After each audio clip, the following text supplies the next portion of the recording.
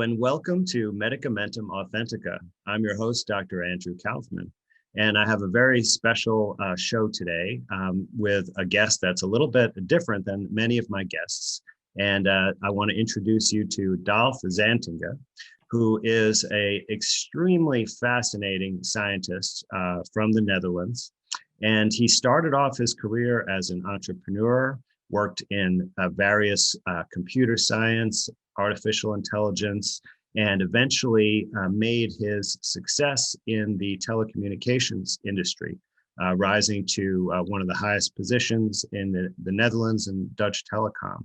But he found that that wasn't quite what he wanted in a career and made a very unusual and unique transition to pursue scientific interests that he felt were important. And that ultimately led to water, which is intimately related to health and biology, as I've talked about recently. So I'd like to welcome to the show today, Dolf Zantinge. Thank you, Andrew. So Dolf, we really like to hear a little bit about, what it was like for you rising up the ranks in corporate telecom, and then how that didn't actually meet your expectations or perhaps, your long-term goals. Well, that's a long story, and we have to keep it short this time. But anyway, during that period, I already read a lot of books, and I became very familiar with things like energies, etc., etc., and also the effect of light. When we were going to introduce fiber optics, you work with light, and you work with laser technology. And I was already wondering in that period of time, can you measure with light certain aspects of life itself, and what would be the effect? I had a lot of friends who worked already in the area of biology, etc., etc., and I thought, well, maybe we can merge the technologies. And then I started to do some testing with them, and I became so interested in the effects of light in certain biological systems that we took over the laboratory of Professor Popp in Germany on the biophotons. Wow. So if I may interrupt for a second. So this is in the telecom industry in the period of time when fiber optic networks were really being introduced and the infrastructure was being put down, right? Yeah. And most people in your position would be talking about, like, what's the price of the fiber optic wires and how do I, make it the cheapest installation and provide service and all kinds of issues like that. But for you, you're thinking about, this is really interesting how light travels through these fiber optic cables. I wonder if this is related to biology in somehow. Like, how did that, not only that, I was also at that moment of time, we introduced mobile phones and the connection at home, Wi-Fi's. And I could sense that they also transmit certain waveforms. Mm-hmm. And I saw already that some of the waveforms were not in harmony with what I could sense at that moment of time.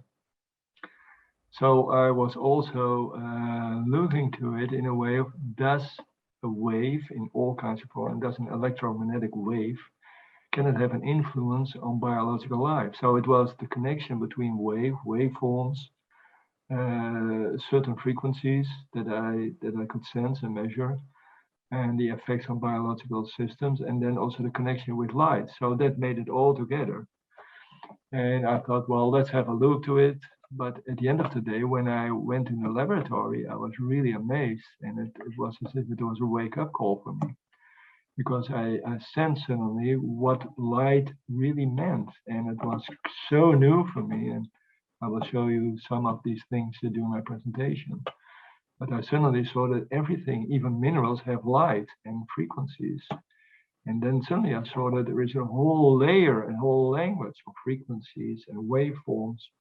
And we never, ever are trained in it. You never hear it in school and university, nothing. As a matter of fact, we ignore it completely.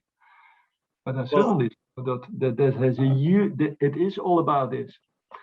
Right. Well, this is really fascinating. And, when you say waveforms, right, you're kind of covering any kind of radiation, electromagnetic, acoustic, etc. Right?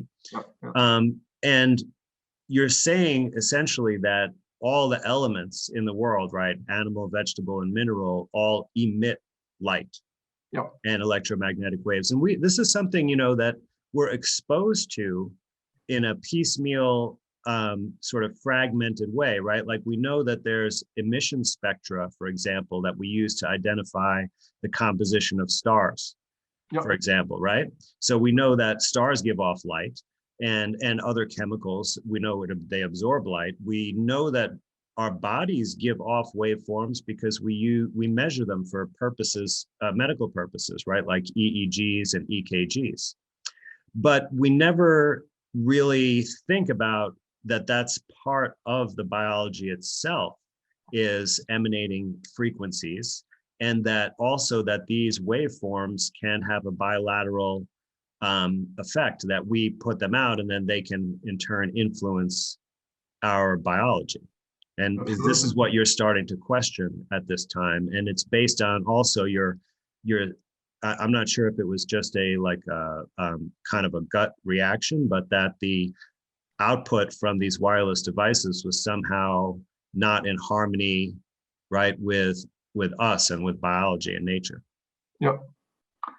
And I thought at that moment of time, if we are going to introduce these technologies worldwide, what would be the effect? And at that moment of time, the governments and the telco industry had to speak to each other and talk about safety. And I thought they neglected a lot of those real issues completely. As a matter of fact, it was all about what you just mentioned. What is the price? And what is this? And then what is the market? Right. We saw the FCC commissioner in the United States, for example, when they were talking about the 5G rollout, that they said that they're specifically not going to commission any safety studies whatsoever. Yeah. No, that is why I did a lot of studies to 5G. As a matter of fact, that is what I do quite often at the moment. And some of those experiences were so shocking for me. And that is one of the reasons that I said I would like to give more presentations about it. And then I leave it up to the other people and other laboratories to do the same test or other tests so that we can bring them together. Because I think that at this moment of time, and you see already what a simple flu can do in the world, how it can spread off, and the effects already. And I think that people are playing with something and they haven't got a clue what it really means. So that is why I really focused upon this laboratory with a team. And that is what I give in presentation now. Fantastic. And then, so when you started off, I think you had mentioned that you initially were interested in biophotons specifically and not necessarily water. Is that true? That's absolutely true. At the beginning, we worked with the biophotons and we were looking to light and light emissions and what does it do and what does it mean? And that was already a complete new world for me. But then we look, what is the essence and how is it possible that certain life forms only wake up when you give it water? And then we look to water and then we notice that water is different. Well, everybody talks about, if you ask somebody, what is water? Everybody thinks he's smart by telling you, oh, it's H2O. That's the standard answer. But we have found out it's absolutely not true. Absolutely not true. So I spoke with a lot of universities all over the world. And I asked them, can you give me the answer, what is water? And then they were very honest. They said, we haven't got a clue.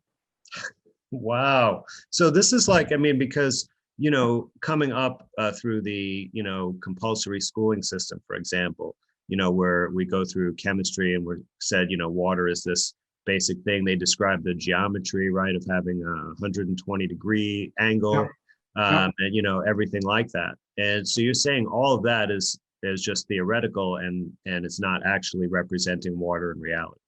Now, what you really found out is that water is involved in almost every biological action in the body. Your whole DNA, not just as a solvent, as we're told, but it's actively involved.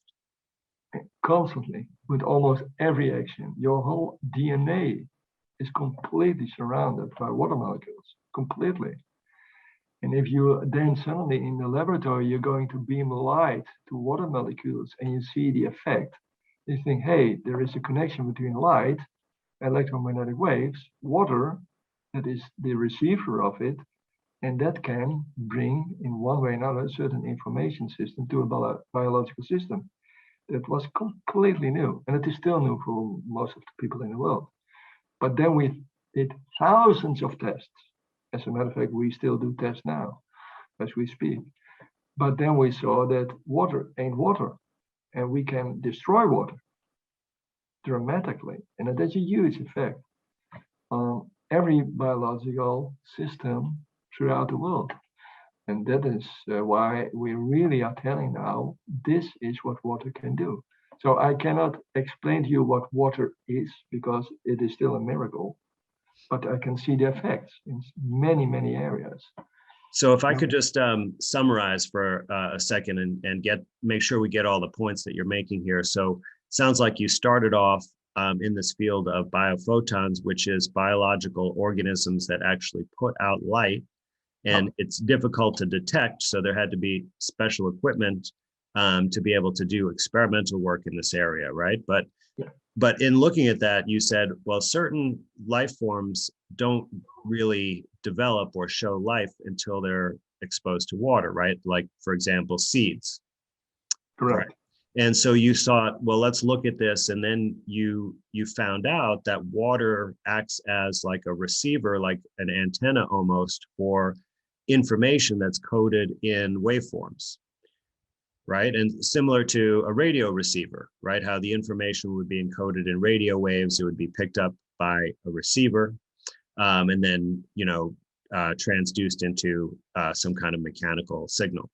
And so we have this in biological systems, that water receives this information somehow, and that it serves this vital function, but there's so much complexity to it. And of course, the prior models are really invalid, that it's difficult to fully understand exactly what, in terms of, right, our modern understanding of chemistry, how you could definitively describe water. Absolutely right, what you're just saying. Your overview is really exactly what happened. But what we also noticed is that the antenna can be destroyed. And then you come to something else. What is the antenna?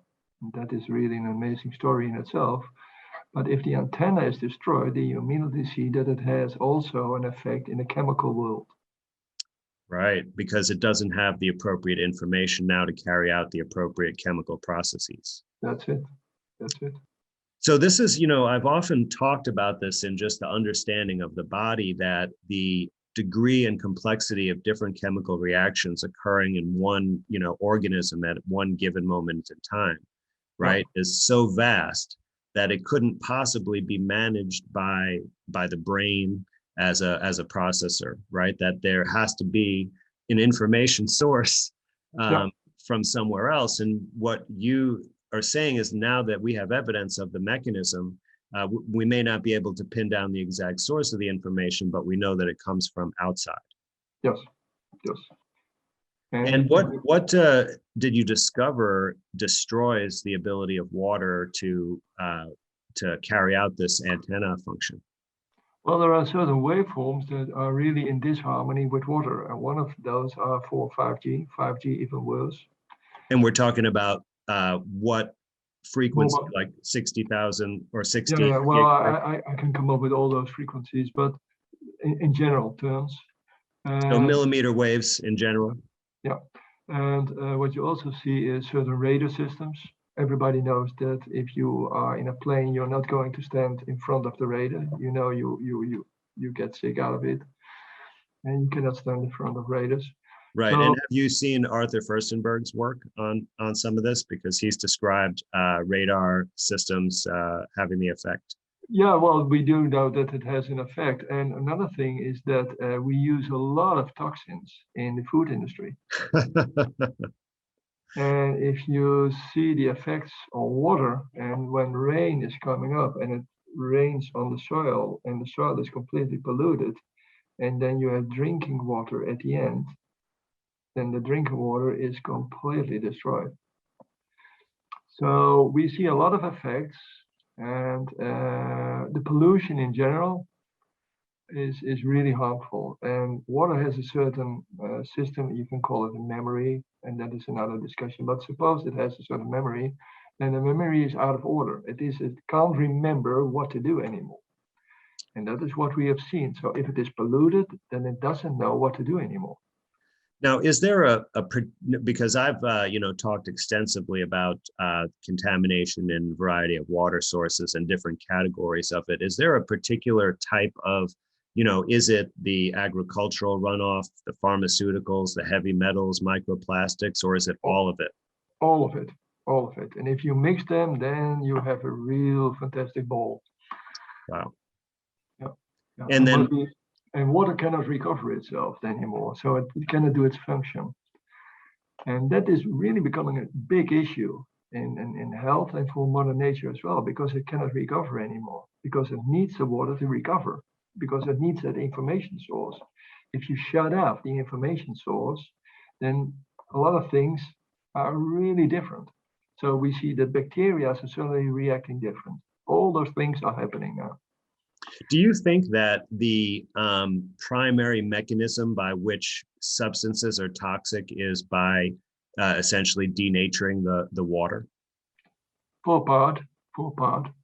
It might have to do with something else as well. Probably what we start to believe is that water is a kind of liquid crystal, but it is not a standard crystal. It changes per second, maybe 1,000 times. But in that crystalline form, it can carry information. But the thing that really can create that crystal, that is the heart of the water, that has the knowledge, that is a kind of information system that communicates with water. Then the water knows what to do. And it is as if we shut off that communication between that information source and the water. Wow. So it's basically like a lost child. Yeah, you can compare it like that. Yes.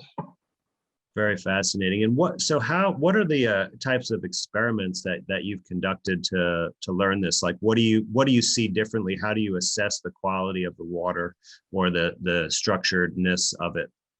Well, we looked to light and we looked at the chemical compositions afterwards as well. So we took the old world and we took the new world, both, and we compared them constantly in the database. And what we did multiple, I think hundreds of tests in agriculture on different soil types, different plants, different weather conditions, because that was very easy to do and was easy testing. But we also did a lot of tests on animals, and we did also some tests on humans. And then constantly we saw the same effect all over the world. And so when you did the tests on humans and animals, what was the outcome that you looked at? Well, for instance, the latest test is what we have asked a laboratory to do in London. And we asked them to drink certain water, as what you do now. And we knew that water that we gave them had a certain coherent state. What we mean is that the energy is then in a certain formation, whereby it can adopt the right information system from outside, and it can carry that information. We gave a lot of people that water for 3 months, and suddenly we found out in the laboratory that the immune system boosted dramatically. Well, how did you measure that? Well, they measured the enzymes. I didn't do the measurement. They did the measurements, and they did blood measurements, urine measurements, and they tested the enzymes in it, and they saw the effects of it. Was there any clinical outcomes? Yes, absolutely. And what they saw is that even aging went down. Aging Went down. Yes. Like people lived longer? Yeah. And we saw the same effect in vegetables. We had at a certain level, we did those tests multiple times. But we, for instance, tested it on cucumbers, several acres, multiple years, different sites. And we noticed that the cucumbers, normally they have a certain time frame from beginning till the end, and that is most of the time 14 weeks. And in this case, we had almost 28 weeks. Wow. So it kept growing more vines and putting out more fruit for. And the energy remained stable all over the period. Now, if we would take separate the water from the cucumber itself, would it be highly coherent? If you eat a cucumber afterwards, then it also has a positive effect on your life as well.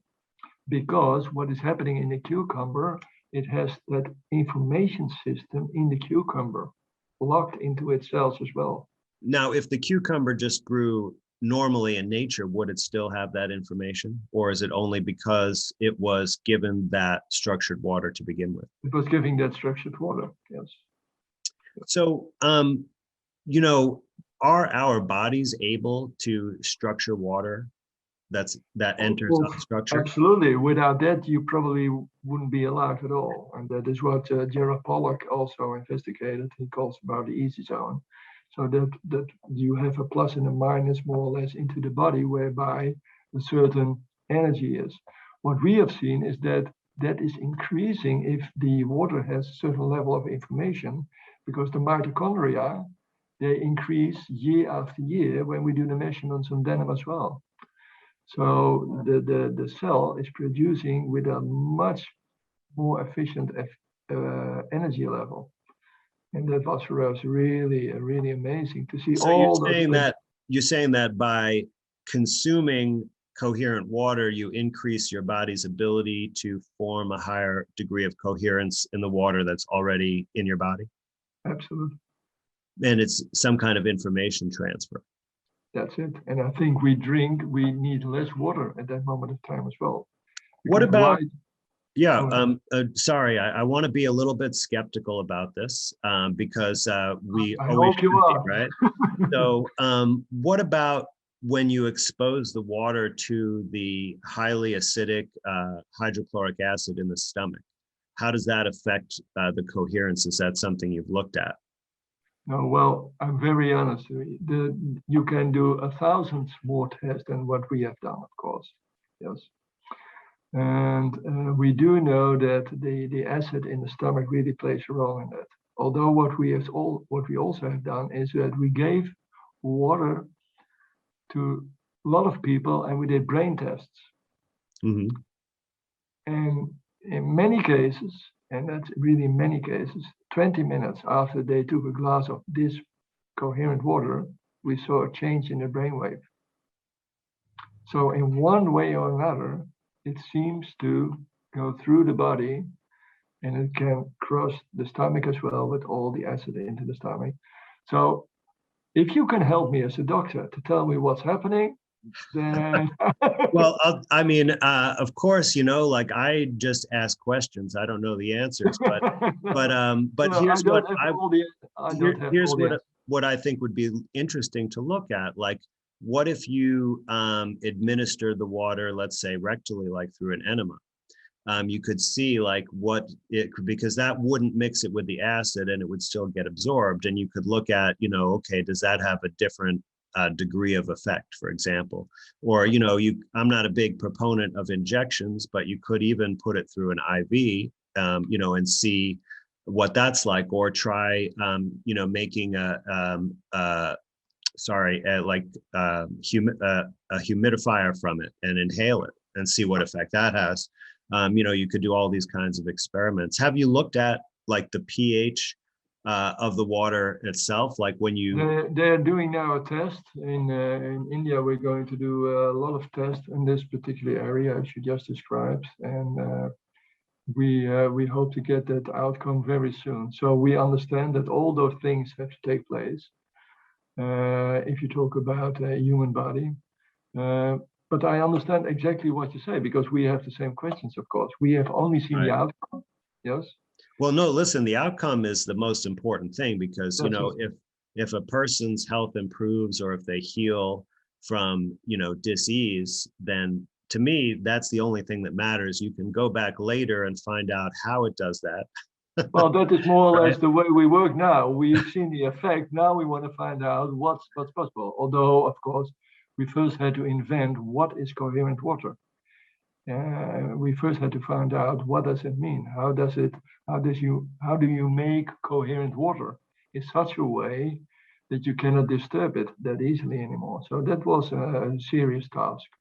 Right. Now, this is a question I actually get asked a lot of times, and I'd like, your opinion too on, because, I know that there are reliable ways to purify water and take all of the pollution and, contaminants out. And I usually recommend either reverse osmosis filtration or distillation. But then you're left with water, and many people, criticize it sometimes, especially with distilled water, saying that it's dead water. Right. And then there's the question, well, can you, revitalize that water to a state, that is more optimal? And, there's so many different things, like you can put an intention into the water. You can, use a spoon to create a vortex and oxygenate it. You can pour it through, various types of ports, vortices and funnels. Right. And then there are electrical machines that you can use to structure it. Right. But it's very, very confusing because there are so many choices, and many of these products are also quite expensive.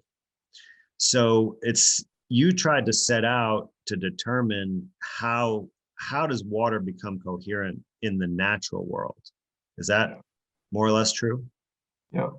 We didn't use any chemical.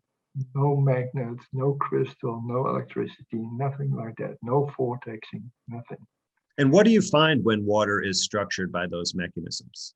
Very often it works, but it works very temporary. And let me say this. Suppose you put in, because even a lot of people want to put in a certain crystal in it, yes? Mm-hmm. But that crystal has always a limited spectrum of the water and the information that it needs to carry. We were really looking to information systems, and probably that has to do also with my background in the IT. You want to have the full data set. And what you very often see is that if you create a vortex, then you already have different information if you do it left turning or right turning. That's different information. Wow. And if you put a crystal form in or a specific sound, then you focus yourself on a limited spectrum of the total area. That is what we learned as well. So yes, it works. Yes, it can be very positive, depending upon the situation. Very interesting. And what did you look at, like some of Emoto's experiments where you try to put like gratitude or? Sure, it works, but it works temporary. And that is one of the things that we notice. If you bring them water a few seconds later under pressure, and it can be, for instance, you bring it into contact with a mobile phone, then that destroys completely what happened before. I see. So you pour the glass of water, you give it that great intention, the water benefits, then you bring it over to your desk and put it now next to your computer, and boom, it's all wiped back to the disordered state. Yes, and that is what we call coherent. Coherent means it remains stable.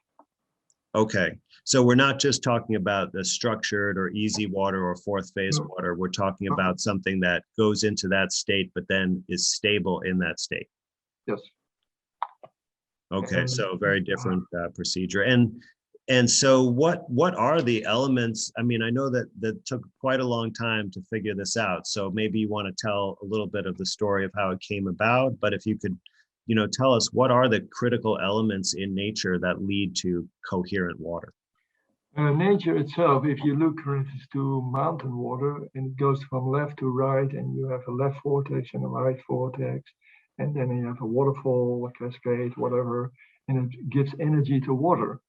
Water constantly is responding to that. Minerals into the water are also responsible, very important as well. So reverse osmosis has not always the right effect. Let me say it very diplomatic. Water responses to certain rhythms in nature, and we were looking to how is water responding to nature. To give you one example, when it is winter, it can freeze. If it is summer, it can vaporize. But all those things are part of this whole water world. So what we did is that we looked to certain natural waveforms, and it was really a surprise for us to see that water responds to that and can hold that. But to hold that energy, then you need some technology around it that it can keep that information system. So if we really make water coherent, it takes us a full year, because water has to go through multiple cycles. You have to know how the atoms work and how they can collect the information. And then you have to go through certain procedures. And we had to go to very, very new technologies, but completely based upon Mother Nature. We never touched the water ourselves as well. So it was a combination of looking how nature works and bring it into contact with this technology and see if it responds. And yes, can you keep it there? So it was a long, long journey, and it was quite expensive. Now, this information that you say that the water needs to attain this coherent state over time, right? That so, and you talked about waveform. The information comes in waveform. So, are we talking about things like the Schumann resonance, or are we talking about waveform emissions from living organisms as well as minerals? Yep. And not the two most important waveforms are the sun and the moon. The sun and the moon. So, okay. And we could measure that in the laboratory. As a matter of fact, we could even measure in the laboratory high and low tide in the water in the laboratory. Interesting. Due to the fact that we could see that in light.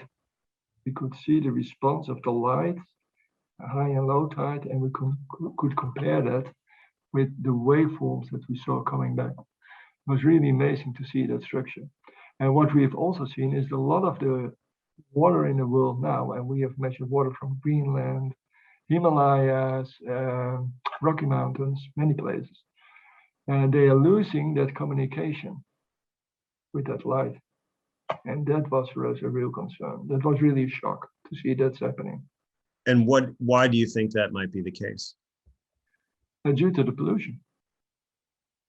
Yeah. Is there some particular form of pollution that you think is increasing or is responsible for this? Is it geoengineering? If we are going to beam 50,000 satellites around the world, and they beam 5G radiation through the clouds, and the clouds should give us rain, then we will see a fantastic effect. So you're talking about the Starlink system, essentially. Yeah. And if we are going to put on every street a radar system with 5G and 4G and whatever, and you also have it at home, we cannot predict what this means for water. Now, how resistant is the coherent water to these waveforms? Until now, we have seen very positive effects. Yes, but I don't know if it remains stable when it is under so much pressure for 7 times 24 hours. We don't know yet. And to be honest, I hope that we never have to test it that way. Right. I hope we become a little bit smarter before that time. Yeah, well, we can always hope for those things. Yeah. So, Dolf, can you describe a little bit of the process that you use to create this coherence in the water at present, or yeah, is it top secret? Well, it is definitely a certain secret, and the reason is that we still work on it in detail, as you can imagine. But what we definitely did do, we looked to how Mother Nature with the sun and the moon, how it responds, and we learned how to work with water on a specific time frame, how it works in certain areas, and how you can collect it. It's almost like wine. You have the wine, and then it takes a few years before it is really having the right taste. And that is the same with water. It has to go through procedures, and at the end of the day, see, now it is stable. And the stability is very important, because you just mentioned that you can use vortexes and all those things. And I told you, yes, that has an impact, but it only has an impact in a certain time frame. All the tests that we have done in the laboratory and outside laboratory is done with water of several months old. To show the world it remains stable in the long run as well. Mm-hmm. As a matter of fact, we sometimes did tests with water that was more than 1 or 2 years old already. And it's still in that same state. As a matter of fact, it became even stronger. Wow. And you didn't store it in any kind of special conditions. It still has been exposed to radiation and Exactly. other forces. Yeah. Well, that's very promising. So, this makes me think of, are you familiar with Rupert Sheldrake's work on morphic resonance? As a matter of fact, I just read a new book of him, and it was really one of the doctors that I just had a meeting with. He showed me his latest book. So yes, I'm familiar with it. Oh, that's quite interesting. So that it keeps coming up. So one of the things he described is that when a new process is brought about, like for example, when a new chemical is synthesized and the first laboratory is able to crystallize it, and they publish the procedure, and then another laboratory tries to make the same thing and crystallize it, that the crystallization procedure speeds up. Yep. And it continues to speed up when it's repeated up to a certain point. So have you been through multiple iterations of creating this coherent water? Do you see this kind of process where it's sort of the water learns how to do it and does it more efficiently, or that it has occurred? Yeah. That's fascinating. So how long does it take to go through your process from your starting material? A full year. A full year. And what is your starting material? Like where do you get your water from to start with? Oh, we have used multiple waters from all over the world, and we have used the latest test that we do now, and we see the same results, is with polluted rainwater. So you're saying you start with polluted rainwater and put it through this process? Yeah. Wow, that's incredible. Now, as part of this process, is there a way to chemically break down the pollution and remove it? No. It is not a chemical cleanser, but what it can do, and that is one of the tests that we work on as well, is that when you have, for instance, a polluted river or something else, and we have done it also on soil, is that the bacteria into the water start to respond very positive to it, and they do the cleansing much faster. So if you, for example, like measured, let's say the sulfur or sulfates in your polluted rainwater at the beginning, and then measured it at the end of the year, would you find that it's gone at the end of the year? Yeah, we've seen it in soil. And it's through microorganisms. Yes. But you don't inoculate those. It's just whatever enters the system spontaneously, right? We let Mother Nature do its work. We found out that if you want to have the real intelligence, then let Mother Nature do it. Interesting. This is really fascinating. And so I know that the way that you get this water out to the people, right, is that you put it in a glass wand. No, it's not glass. It's not glass. Well, is it crystal? Yeah, it is quartz. Quartz. Well, tell us a little bit about how this works or how we could use it and what it's called. Here it is. This is it. And into this quartz, which is a very high quality, quartz has the ability to copy water from inside to the outside world. Glass can't do it. It must be a very high level of quartz.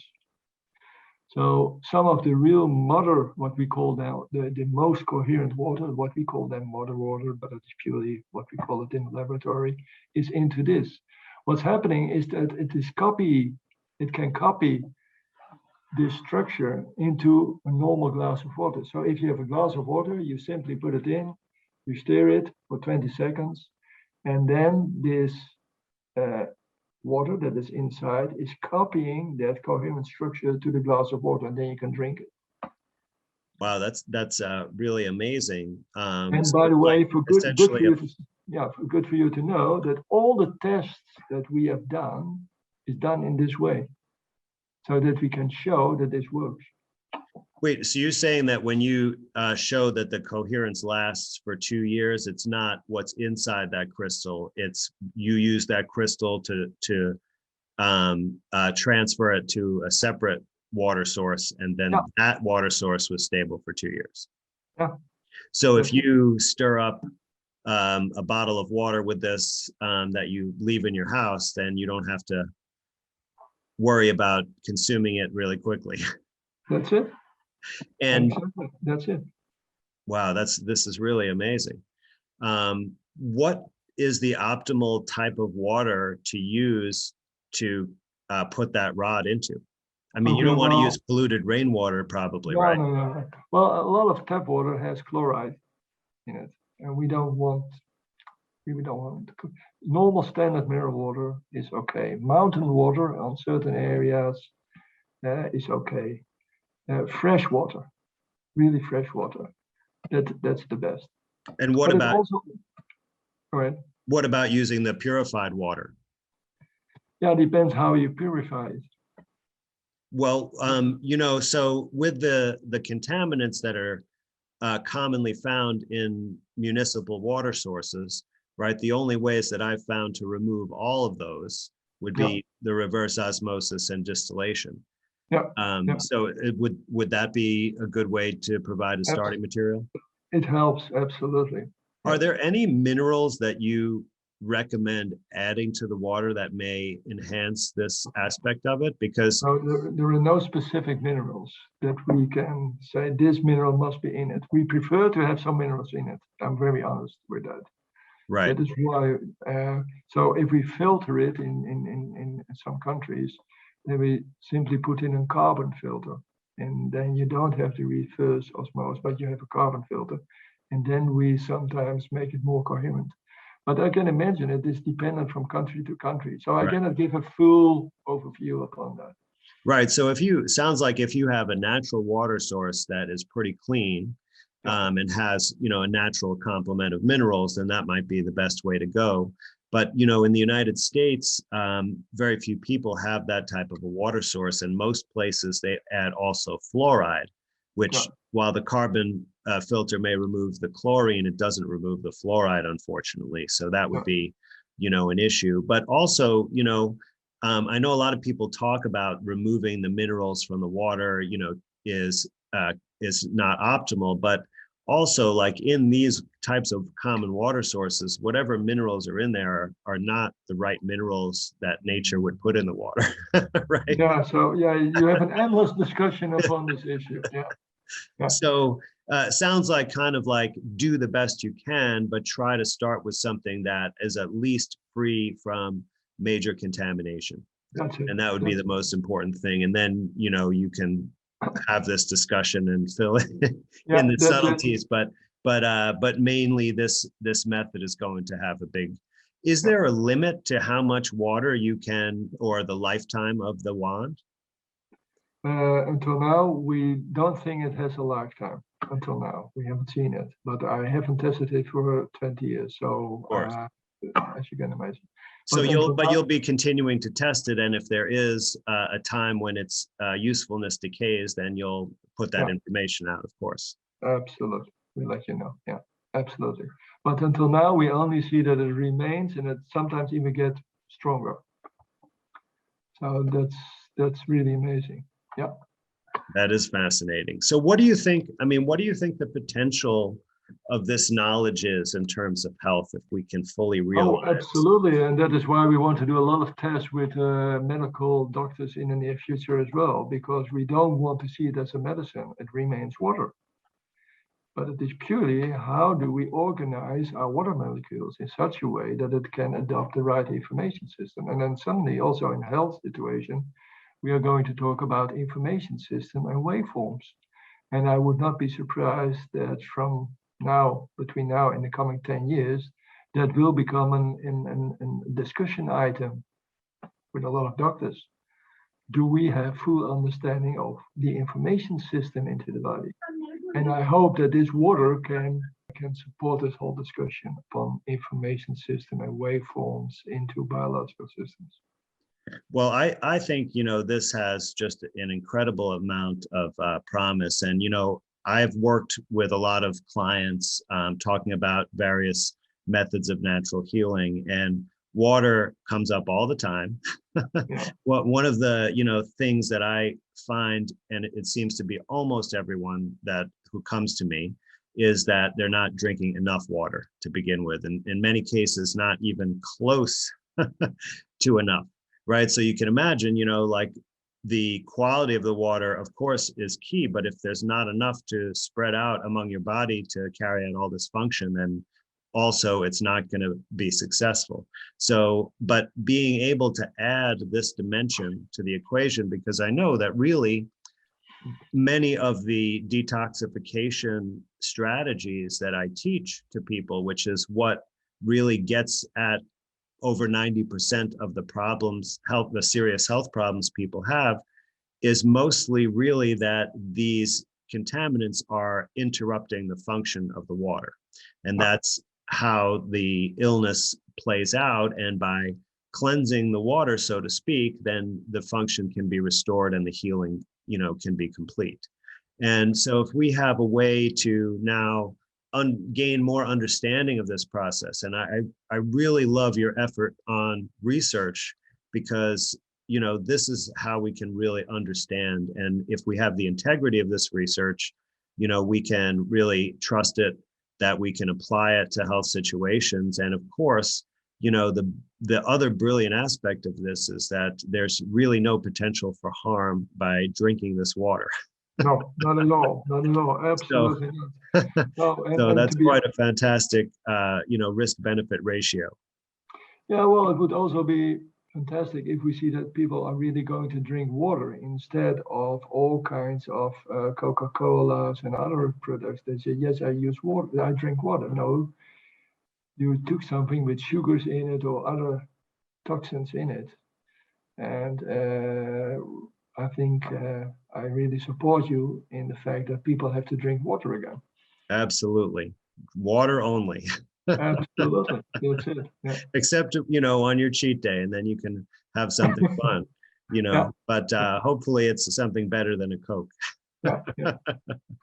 Well, Dolf, so will you, this has been a fantastic discussion, and I know that we could really sit down easily for hours and hours and get into the details, but I wanted to, really give an introduction to your work. And I'm so excited that you're going to be speaking at the upcoming True Healing Conference on October 9th and 10th.